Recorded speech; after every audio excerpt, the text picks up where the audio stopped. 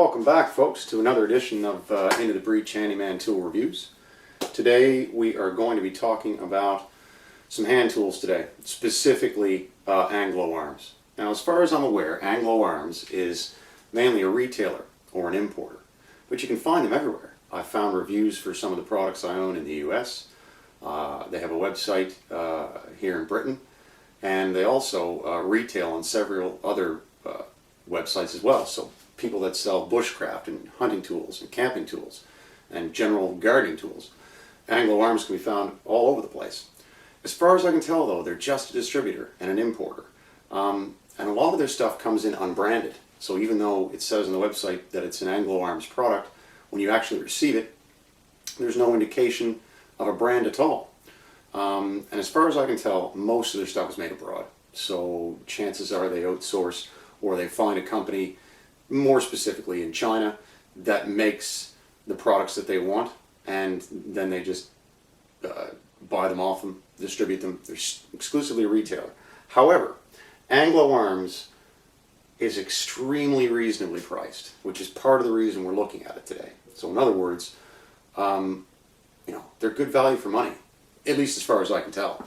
And they make a real variety of stuff, from straight blades to folding blade knives, to machetes, to axes. They do a whole range of stuff, and we're just going to be talking specifically today about the about some of the Anglo arms machetes, because once I started using them, I started realizing that they're just really great value for money. I mean, unfortunately, they don't actually brand their steel. So when you buy them from the retailer, they'll tell you what high carbon steel it is, or if it's 440 or if it's 420 stainless steel. But when you actually receive the product, half the time there's no branding on it, and there's also no indication of what steel it actually is, which is unusual in the knife market, because when you're buying knives, folding blades, lock blades, especially in kitchen knives, you'll always find the grade of steel and the manufacturer and some of the general information on the product. Not so much with Anglo arms. But the reason we're also talking about it today is because I've used them. Unfortunately, there's no demo today. I do apologize for that. Everyone would like to see me running through the woods bushcrafting some stuff, but you're just going to have to take my word for it. They make some really good kit. I've done some trail cutting with them, some limbing up. One of the more recent things I've done is, part of being a handyman, one of my clients wanted to clear the side of a riverbank. So we were in the river and out of the river, and we were taking out brambles and needles and all sorts of stuff, and really got a chance to use specifically the Kukri machete, which was really performed really well. So basically, if you're looking for a machete for cutting some trail, camping, fishing, hunting, whatever you're looking for, Anglo arms has got it. And the bottom line is they do a really cool variety of stuff. I mean, this is their Kukri machete. Now, I've modified this because it comes with a wooden handle, and I've actually just wrapped some good old-fashioned Canadian hockey tape on there to make sure it had some better grip, because you know what? Safety first. The bottom line is they are just really, really robust. I mean, this makes my Gerber look like a kid's toy. The blades are extremely thick, and it's full tang, which I'll show on another knife as well. But they're not the upper end of the craftsmanship, okay? You can spend hundreds of dollars and hundreds of pounds on really, really, really well-made knives. And that's not the case with these. They're a bit crude in terms of the finish. You're not, when you do look at them, you will notice that they're just not quite as refined as those really expensive ones. But everything we're going to talk about today, everything here is under 30 pounds delivered. Everything I'm going to show today, I paid under 30 pounds, which is, give or take about 50, 60 bucks Canadian, and roughly thereabouts for US. Comes with a sheath, and they do a variety of everything. That is their Kukri machete, okay? And here we're going to show you the tang. They do a Bowie style machete, similar to the one, not exactly the same. Of course, as I said, you had to pay hundreds of dollars to get a replica from the Crocodile Dundee movies, but they do a Bowie knife, and we're talking, like, look at the steel runs the same thickness of steel that runs along the back of the blade, that carries on through the handle, and you can see it all the way around.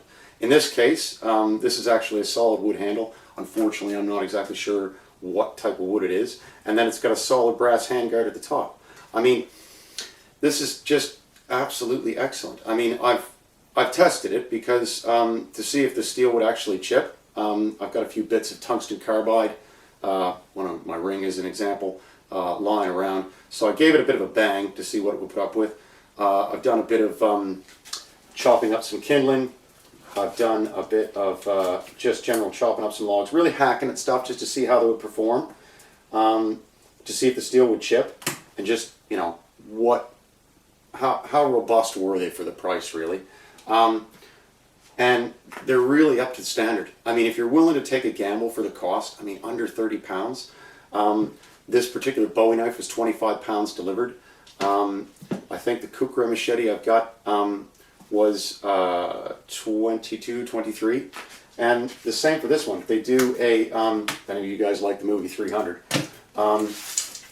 they do a, that's what I'm looking for here.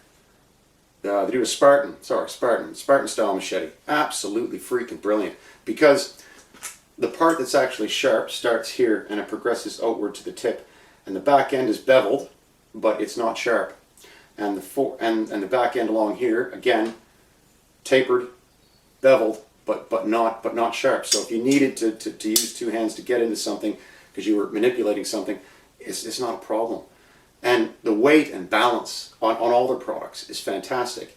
And again, full tang. That's a big thing for me. I like to make sure that the thickness of steel doesn't vary too much and it goes all the way through the knife.